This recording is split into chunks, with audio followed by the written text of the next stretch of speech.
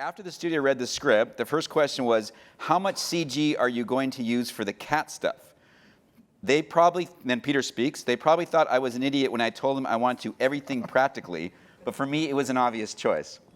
So, question, Peter, tell us about the cat. Why did you use real cats? Yeah, well, I felt, so much of the movie centers around this guy risking his life to go out and find his cat, which you have to believe that on some level. You have to be willing to make that leap in logic and go, yeah, okay, sure, you're going to risk your life and join a gang and go on drug deals and potentially kill people to get your cat back. So if it's a CG cat, you don't really have an emotional connection to that. So you need a real kitten. There's nothing in the world cuter than a kitten. So you have to have a real kitten in danger to go, yeah, save that fucking cat. Like, you have to do it. So crucial. So, let's talk a little bit about your references for this movie. Jazz, you mentioned Heat, Training Day. I mean, these are not comedies. These are Right. these are hardcore urban action dramas. Right. And that scene tells it. That scene kind of establishes a look.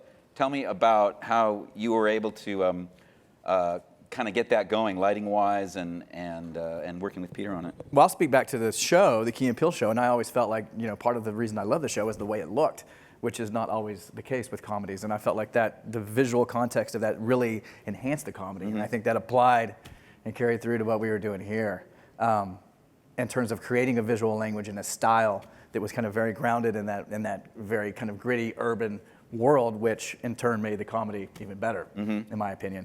So we really approached it that way, and like you said, I mean, the references we watched, everything we did was, I don't think we watched one comedy as for this movie. No, we didn't. So I just have to get back to the cat thing, because I'm just so, when you'd have, how many kittens did you have? Over the course of the whole movie, we had 8. We started with 4, and they age so quickly that you have to kind of rotate new ones in over time because they get too big. So they started training them when they were 2 weeks old. The ones you saw, like in that scene, are about 4 to 6 weeks old.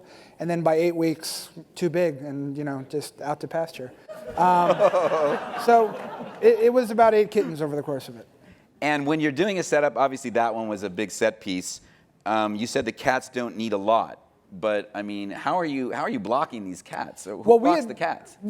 I did. It was very planned. I mean, a sequence like that, you have to be very, very specific about what each shot is going to be, what you're expecting. And the trainers always say you can't train a cat to do something a cat wouldn't do, but anything a cat would normally do, you can train them to do. So we had cats that were kind of specialists. It was almost like assembling like a bank robbery team of cats. Like, we had one that was good at going A to B and following instructions, traveling, one that was just loved being held. We had one cat that would just, anytime Method Man would hold the cat, just pass out instantly. And if you've never seen Method Man hold a cat that's asleep, a little kitten, it's about the cutest image in the world. So we had cats that were good at jumping. We had a whole specialist, and so we would kind of know what the expectations were every setup. And we had amazing animal trainers, Larry Page and April Macklin, and they just, if a cat wasn't doing what it needed to be doing after about 2 or 3 takes, they would swap it out for a new one. And usually we would, I think the most takes we ever did was for that table shot where there's explosions, practical explosions going off, which they had worked with a cat for, I think, 2 or 3 weeks, kind of building up to loud noises so that the cat wouldn't get scared. And the cats were amazing. And that was like 10 takes, and that was probably the most. Those cats. The entire movie. And for you, Jazz, the cats never, as far as your lighting, you didn't have to retweak or reset or? No, I mean, those cats were amazing. I was actually really shocked. I mean, they would hit their marks. They would, more so than the human actors. So in a way, the lighting was easier. And then I think the only thing, their attention spans, they're kittens. So they do like 2 or 3 takes and then they're done. Yeah.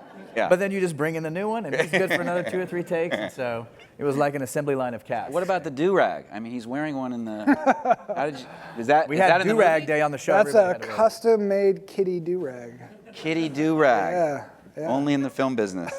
There's a whole wardrobe component to the calendar too. Oh yeah, the calendar. So that's just the tip of the iceberg. So do we see stills from the calendar? Oh yeah.